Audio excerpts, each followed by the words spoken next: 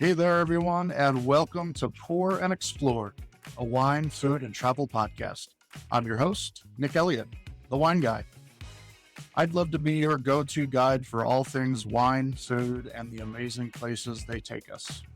Here on Pour and Explore, we'll sip, savor, and wander through the exciting world of wine, discuss incredible cuisines, and uncover the stories behind unforgettable destinations. Each week, I'll bring you lively conversations with wine experts, chefs, travel pros, and fellow enthusiasts. We'll share practical tips, hilarious tales, and plenty of inspiration to fuel your next adventure. So grab a glass, pull up a chair, and join me as we pour, explore, and celebrate the good life. Let's dive in.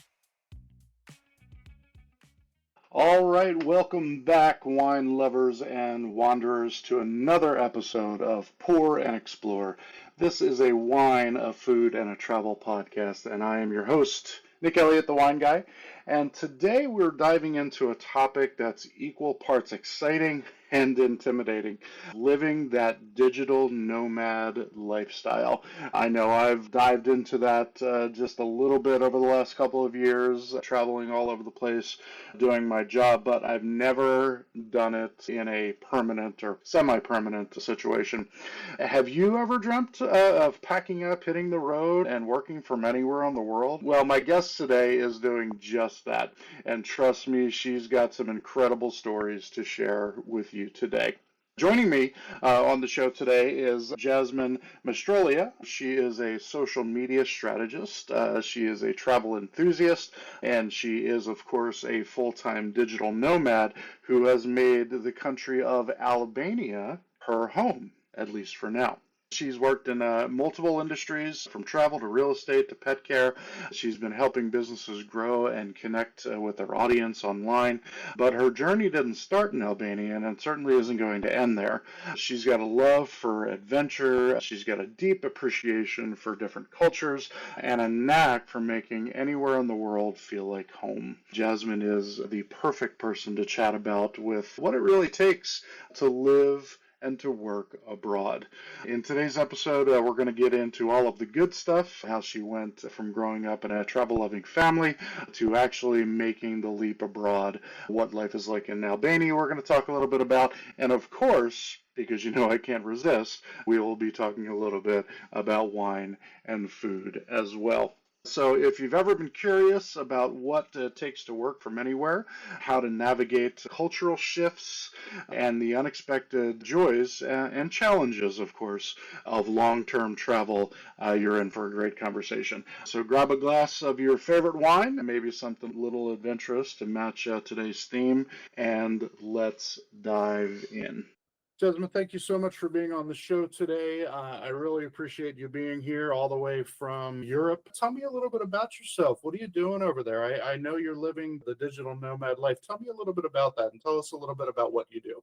Well, I'm a social media manager, so I work online and I can Mhm. work from anywhere. So back in 2018, we decided to move abroad, and I'd always wanted to live abroad. I'm the daughter of a travel agent. We have world travelers in my family, so travel has always been central. And I'd always wanted to live abroad. We had the chance to move to Italy, so we did. And Italy was great in a lot of ways, but not what I wanted. It wasn't what I pictured, and it wasn't what I wanted. We ended up moving to Albania, and it's a beautiful country that a lot of people didn't know about at the time. It's becoming more popular, Mhm. and I absolutely fell in love with it within the day I arrived. That's amazing. Tell us a little bit about your social media business. Do you have a specialty that you're working in or just kind of across the board? Yeah, I specialize in service businesses. So, travel, weddings, real estate, education, pet services, pet care, that sort of thing. Those businesses need to build a lot of trust with any potential clients before anyone's going to hire them. And I'm really good at making sure their social media is authentic and genuine to their mission, and that people understand that they can trust the businesses. So I've developed a specialty in engagement, in making sure everyone feels really connected, and I kind of love it. So Fantastic. And your clients are finding a lot of success on TikTok, Instagram, Facebook, all over the place. TikTok, Instagram, and Facebook are, for the most of the businesses I work with, probably the best platforms. We do stay on LinkedIn because there's networking opportunities that they can Sure. benefit from. And in some cases, we've used Pinterest, but generally, service businesses don't get the most return there.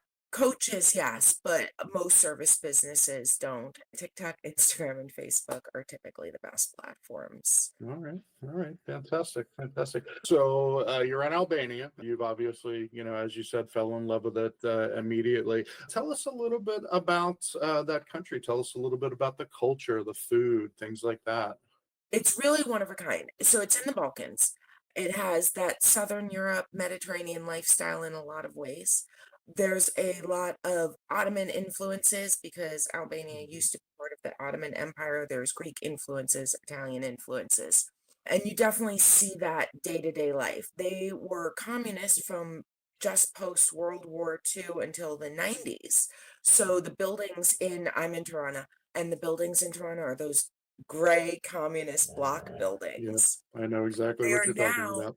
super colorful. It was actually a movement when Eddie Rama, the prime minister, became mayor of Tirana back right after communism. He was an artist. He had no intention of going into politics, and he was an artist, and he actually wanted people to take pride in their city. So he started giving them money from the government to paint. And he started with the most dangerous block in Tirana, supposedly, and they painted, and then they all took pride and they cleaned up their yards and they fixed their houses up even more. And soon it was one of the safest blocks in Tirana. So he extended that pretty much throughout the country. It's actually supposed to be illegal to build just a gray, square, squat building here, which I find absolutely fascinating. There's murals all over the city. Every building is bright and colorful. We have rainbow buildings. It's really inspiring in a lot of ways how they took something bad and used it to make good. The bunkers here are all painted with flowers and happiness. And yeah, it's a really powerful tribute to what the Albanian people do with their history and everything. So Absolutely. Well, it speaks a lot to the people and the culture, that they can take something, dare I say, ugly, and yeah. turn it into something beautiful. I was in Romania around this time last year, and they are in a very similar transformation there in Bucharest, Romania, right now, where they're turning all of those ugly Cold War buildings into these beautiful edifices, and they're colorful and they're clean, and there's ivy growing down the sides now, and they're really turning it into something pretty. So I'm glad to hear that they're doing the same thing in Toronto. That's absolutely awesome. Well, from our previous conversations, I know that you're a wine lover, and of course, you can't talk to the wine guy without talking a little bit about wine. Tell me a little bit about your experience in Albania, with not only with their wine, but you've been through Europe, it sounds like, as well. What are some highlights for you? I like red wine, white wine. I'm good with it. Here in Albania, white wines are generally more popular. We have some really good Pinot Grigio, actually, from Mm, South Albania and such. But you can get wine from Italy, from Germany very easily. It's generally about 500 lek, which is about €5 for a bottle of wine. And it's amazing. good wine. I've been really impressed with the wine here. We actually have a winery right outside of Tirana, about 20 minutes outside of Tirana, that I like. And they're always at all the festivals with their Cabernets and Riesling and Pinot Grigio and white blends. And so it's been fun, but we have Italian wines easily accessible. I really like a good German wine as well. Absolutely. Perfect, perfect. As I think I'm going to Germany in November, and I'm super excited about all of the Riesling I'm going to get my hands on, and the Yeah. all of the beautiful red wines that they produce in Germany as well. I'm really, really excited. So, besides the wine, we talked a little bit about the people. We talked a little bit about the wine and the history of where you are. Let's talk about the food. What's the food like there? It is a mix of Greek grilled meats or Turkish grilled meats. There's a lot of Turkish influence in the food, and Sure. Italian. So the typical food here is zgaras, which is grills. And they do grilled meats, but they also do, so I'm vegetarian, and they do grilled vegetables Hmm. marinated in like a balsamic reduction. Yeah. And it is just amazing. and it's very flavorful. They have Fergese, which is cottage cheese and tomatoes and sometimes eggplant or something in there. It's delicious. I've been really impressed with the food here. I was surprised by that. Best way to find a Zagara is to follow your nose. If you can't smell it from 2 blocks away, we just walked through town going, oh yeah, I think it's down that road. And it turns out to be like the best cigar in the entire neighborhood every time. So if you can't smell it, you're at the wrong place. Got it. I love that about Europe is just finding those little hole in the wall places, typically a mom and pop operation, where they've been cooking the same family recipe for 100 years. And yeah, those are absolutely so much fun to find, to discover, and to eventually eat. It's definitely a beautiful thing. You're obviously settled for the most part in Albania right now. Do you have any plans on going somewhere else in the near future, or is this going to be it for you for a while? Permanently, no. We're looking at doing a trip to Italy this year, possibly Greece. I'll probably be going to the Netherlands for some work. So that sort of thing. I haven't done the Netherlands yet, so that's super exciting. Jealous. I'm Jealous. pretty Uh, excited about it because it's for a coffee shop and they've promised to give me all the coffee I can drink. I think that's stupid. They will go bankrupt, but it'll be fun. It's the southern Netherlands right by Germany, so maybe I'll do like a Mhm. day to Germany kind of thing. I want to be you when I grow up, to say the least. Let's talk a little bit about logistically how you do that, because the digital nomad experience for people, no matter where they go, there are triumphs, of course, finding new places, great food, great people, great wine, all of that stuff. But there are also challenges. Let's talk about some of those challenges and how you deal with it as someone who relies on the internet, to live, to pay the bills. It's an adventure and you have to be really open. I'm very type A in a lot of ways. Sure. So going with the flow, not really my thing. And I've learned to be a little more open. If things get too hard, I've learned that it's probably not supposed to happen. And generally, if I can just step back and give it a minute, something else is about to happen. And that's very hard for me to trust. And I still fight against it sometimes. But it generally works out. Italy, for instance, we were really struggling in Italy because it's a beautiful place to visit, but for the lifestyle we were looking for the lifestyle I want to live, it was not what I had hoped. And we were doing a lot to try and stay there. Then COVID hit, and we kind of got trapped in Ostuni, which is a small city, but we were outside it, which made it harder. And at the end, after about a year of COVID, we said we have to get out. We have to get out of Italy. We need to step back and regroup, and we booked a flight to Turkey and it got canceled. And we booked a flight to Turkey and it got canceled. We booked a flight to Turkey and it got canceled. And this hard lockdown where you can't leave your town is coming Right. with 3 days left. We said, that's it. We got to get on the first boat out of here and then we'll figure it out. And that boat went to Albania. And 3.5 years in Italy, we had no friends. One day in Albania, not even a day, an hour after we got off the boat, we were in a coffee shop. An hour after we got off the boat, we had a friend who was super nice, helped us find our apartment because our Airbnb fell through because it was kind of shady. And he ended up showing us all around town. And I found this amazing country that I had no intention of visiting. That Right. was Right. exactly what I wanted. So going with the flow has been one of the biggest things. And it's something I say to new travelers is things are going to go wrong. Right. You're going to miss a bus. I've been stuck on more mountains than I can count, actually. Like, it's a thing of mine. So you have to just be able to kind of roll with things and remember that you'll generally find nice people Right. if you give it a minute, and they'll help you and they'll take pity on you when you get stuck on the mountain, and they'll help you navigate. If you're nice and open, they'll be nice and open back. Absolutely. Absolutely. Were there language difficulties after going from Italy? You probably picked up a little Italian while you were there, or maybe not. I don't know. Yeah. What did you find the language barrier, if at all, moving to Albania? So I grew up speaking English and French. Okay. And I learned bits and pieces of Spanish and bits and pieces of other languages, Italian, Portuguese, a little tiny bit of Swedish, a little bit of German, that kind of thing. A couple of words here, a couple of sentences there. And in Italy, I definitely picked up more Italian. I could navigate fairly easily. Then we come to Albania, and the thing about Albanian language, it's called Ship. And the thing about Ship is it is its own linguistic branch. Oh, It is not like Serbian or Macedonian, which are two of the neighbors. It's not like Greek. It is on the typical alphabet, but they have 36 letters instead of 26. got it. Everyone, even Albanians, will tell you it is a very hard language.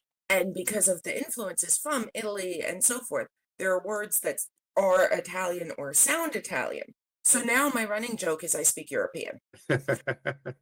Because any word that I can't think of fast enough in Albanian, or that sounds like one of the other languages that I speak where I know the word, will have me code switching instantly. Yeah.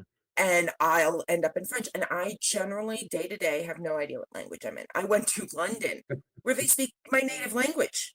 And I started talking to the cab driver, and all of a sudden, fluent shit. Didn't understand a word I said. Like, he was so confused. And I couldn't stop it. I could not remember how to tell him where we were going in Yeah, English. I could not figure it out. So it's definitely hard. I struggle with the pronunciation a lot because my ear is not trained to hear the difference in sounds. I'm so used to Romance languages sure, sure. that my ear can't hear the difference in the sounds between the ch and the ch and the ch. It's all the same to me. So I get it. it's hard, but they speak Italian here. Pretty much everyone over 40 speaks Italian, and pretty much everyone Okay, under 30 speaks English.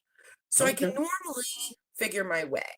Excellent, excellent. Well, along those same lines, for the listeners who are thinking about getting into it, have you found any, whether it be technology or whatever, that helps you get over that language barrier, or are you just kind of out there winging it? So depending on where you go, winging it works really well. I learned my numbers up to 100 in Ship from a coffee shop guy. He had some free time. He sat down with me over a cup of coffee and taught me numbers. We've practiced with old men on the bus who just joined in to help with pronunciation. I mean, like, so winging it, depending on where you are, if the people are friendly, can go really well for you. Sure. What I do recommend is a lot of people try and get language teachers who have a structured curriculum. Right. I advise people not to do that. Okay. It sounds That's bad, and interesting. if you're going for a test, it's a valid choice. But if you're just trying to survive in the country, the best thing you can actually do is hire some neighborhood kid as a tutor to go with you to places. Like we had Alex, and he would go to the grocery store or go to a restaurant with us and teach us the words I need to know right now. Yeah, And then for the next week, I get to use these words every day. sure. And that really helped us make significant advancements in Hmm. speaking the language because I actually got to use it regularly and practice it. And then when I'm picking up other words, I know what they should sound like because I know this connected word kind of thing. So a language tutor is the best thing you can do. You have to speak the language to learn it.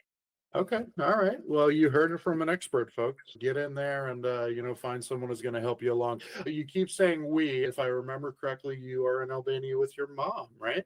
Yep, she has Parkinson's. She was a travel agent for 30 years. She has Parkinson's, and we wanted to travel while she can enjoy it. So Love it. Love it. Love it. And is she falling in line with the Albanian culture like you are, kind of getting into it?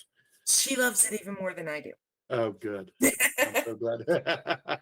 I'm so glad to hear that. Fantastic. Do you have any travel tips for our listeners? Let's talk about booking flights and things like that and kind of working our way down. So booking flights, one thing we like is Google Flights. It sounds crazy, but if you put in where you're leaving from or where you want to leave from and vague dates, you can pull up good deals, and sometimes you Okay. can get some really good deals. Okay. I mean, from here, it's $20 to most of Europe. Oh, Like, I had a wow. cousin who would go to Rome to drink for the night. It was All cheaper right. than the cab to go downtown. Like, okay, if that's what you're gonna do. If you're in the States, if you look on Google Flights, sometimes there's basically an error, and you can get a $60 flight to Mexico, or you can get a $200 flight. We got $200 flights to Paris. Wow. That's how we moved. Like, that kinda deal doesn't come along a whole lot. So, definitely be open to that, and fly coach, unless you're flying around the world. When we went to Australia, go first class because you're on the plane for, like, 26 hours, and it is worth it. Other than that, fly coach, save the money. You're not going to remember the plane ride and that you were a little cramped for a couple hours. You're going Right. to remember the experiences you have during your trip. So save the money where you can. Hotels, flights, that kind of thing. If you can travel overnight, do, because taking a train overnight saves you the hotel fee and it's just easier. I love that tip. I love that tip. Taking the train overnight to avoid staying in a hotel. Who would have thunk it? I love that. And a train, a lot of trains are surprisingly comfortable. Yeah, we did trains in France, we did trains in Italy, and I completely agree. They're comfortable, they're clean, the people are friendly, as far as the folks who work on the train, they're accommodating, in my experience. So it's a beautiful way to see a lot of the country that you wouldn't otherwise see. It is. I got to see a lot of cities connecting trains and stuff. I would make my break long enough that I could go out and see the city a little bit, so Right, right. I talk a lot on this show about cruising as well, and I believe the same thing about cruising is you're traveling to a lot of different places in a short amount of time, and you're seeing so many things. So it's different but similar to train travel, where you're going to see a lot of different ports, you're going to see a lot of beautiful things just looking off the side of the boat, out of the window of your train car, and things like that. So I am absolutely on board, with that. And it's surprisingly easy, the train travel. Most countries have some type of a rail pass. France, Spain, Italy, Germany definitely all have a lot of that accommodation for travelers. Very, very cool. Well, we're going to start wrapping up things in a few minutes, but, I got to ask if there's a dream destination for you, what does that look like? I would love to go to Uganda Uganda. All right. Tell us or about that. Belize or Bolivia, and I really can't choose between them. I'm an animal lover, so Uganda has a lot of natural park kind of area where you can see, for instance, the Big Five and stuff. Fantastic. I think you said Belize in there as well. There's an animal rescue, a wildlife rescue. And one of the things you can do if you go for a minimum of 6 weeks, because that would be my thing, no matter how long you go, you get to pick what kind of animal you'll be assigned one type of animal to work with the whole time you're there. 6 weeks, though, is the minimum time to get the jaguar. And one of the things you have to do is take the jaguar on a walk. Oh my goodness. I want nothing more in my life than to say, "Oh, I can't hang out because I have to walk the jaguar." Yeah, that's it. That's the goal. That's pretty much my bucket list. Yeah, S- hashtag life goals. Walk the Jaguar. I'm digging that. Who gets to say that? Like, that's it. That's epic. So I want to say that. Belize is such an interesting country. I've been a few times, and Belize is absolutely beautiful. If you're not familiar with Belize, it's in Latin America. It is an English speaking country for the most part. It's a small country, so it's got a lot of influence for such a tiny place. And what I mean by influence is you've got the Caribbean influence on the eastern side of the country. You've got the Guatemalan or the Latin American influence on the west side of the country. On the west side of Belize, you have beautiful pyramids that were built, 1,000 years ago, and so on. And then Belize also boasts the second largest barrier reef in the world. I don't know if people really know that. So if you're a fan of snorkeling or scuba diving or just boating in general, Belize is one of the most beautiful countries. I was able to swim with the sharks in Belize. That was a lot of fun. I love the natural aspect of the country, that you're talking about. It's really a beautiful place. It is. It's supposed to be. And I think that's why it's as high on my list as Uganda is both or have that natural authenticity. I like to see the real part of the country. So both would be able to provide that without getting overwhelmed with the tourist ads and all of that. So Right, right. Absolutely. So, I absolutely appreciate all of the great wisdom you've given us. For anyone out there who is considering taking that digital nomad route, I think there's been a lot of great stuff that we've talked about today. And I would encourage anyone who wanted to chat with Jasmine to, come on in and take a look at the show notes. I'm going to make sure that we're posting all of her contact information on the show notes in the show. Let's wrap things up. Is there anything else that you'd love to add? Any other wisdom drops that you want to give to us? I think the big thing is do it scared.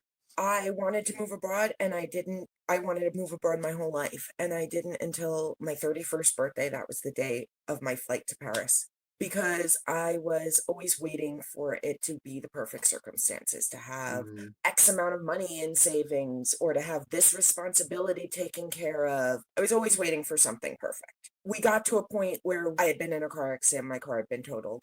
We had been mm, getting close to being willing to move, and all of a sudden I'm going to have to replace my car. And do I commit to another, several years here, or do we move? And we decided to move. A month later, we were on the plane. We had sold pretty much all of our stuff. We had suitcases and my animals. We had a one-way ticket. I was terrified to the point where I kind of thought I was going to vomit. And it was the best decision of my life, and I wish I'd done it earlier. I ended up being able to shift into my dream career, do writing and doing social media, which I hadn't had the nerve to pursue earlier. I found the lifestyle I was looking for. That was a little bit more of a journey. I learned a lot about myself. I learned to roll with the punches a little more. I learned that I can overcome things that need to be overcome. So do it scared. that's good. That's great advice. Obviously, from someone who has done it and is doing it successfully, I love to hear that advice. And there's a lot of uncertainty, in our world nowadays here stateside. Even if you're not sure about it, travel is an adventure. So get out there and have an adventure. It is. You can't regret it. You're not going to regret it. Even if you don't enjoy it, even if you move back home, at least you can say you did it. You Yeah. were strong enough and brave enough to do it and decide it wasn't for you through experience, not through assumption. Yeah. Yeah. Well, what an awesome conversation. Thank you so much for being with us today. I really, really appreciate it. I'm always glad to talk about travel. So. Fantastic. Before we head out, tell us your business name and drop your website for us, if you will. So I just operate under my name, Jasmine Mastrolia. My website is jasminemastrolia.com. And that's going to be really hard to spell, so definitely please put it in the show notes. I Italian last absolutely name, will. everyone messes it up. So, All right, Jersey girl. I will. I'll talk to you real soon. Thank you so all much. right, have a great All day. right. Wow, what a fantastic conversation. You know what, Jasmine? I really do truly appreciate you sharing your experiences, the ups, the downs, and everything in between about life as a digital nomad. From the colorful streets of Tirana and walking with jaguars in Belize, I think you've really given us a fresh perspective on what it means to live boldly, certainly embrace the unknown. And I loved what you said, do it scared, which is completely understandable. We all feel that way. We all need to, from time to time, get out of our comfort zone. So I appreciate the fact that you said that. And you guys have heard me talk about this before. You're never really going to truly live until you get out there and experience what other people do, how they live, what they eat, what they drink, and just get into their culture. And that is certainly what Jasmine has done. So I hope she has sparked a little bit of something in you to get out there and do something new. For anyone who's out there been thinking about making a big life change like this, whether it's moving abroad, starting a new career, or even traveling more, I really hope this episode has given you some inspiration. And if you're just here for wine talk, well, I hope you learned a little something new about Albania's wine scene. It seems like they've got a great thing going over there, some interesting varietals, some things that out there as well. But it would be really awesome to be able to get there and experience that for yourself and for myself, 100%. So I'd love to do that. If you want to connect with Jasmine, please make sure to check out the show notes. We're going to have pictures and links and all of that good stuff in there. And, check us out on social media.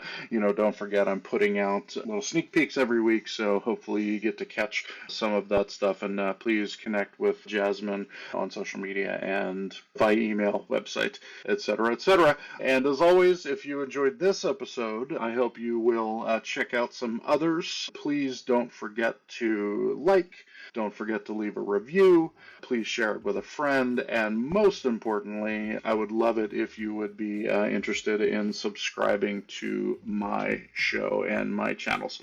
So, I really, really appreciate it. Until next time, my fellow wanderers and wine lovers, please keep wondering and please keep wandering.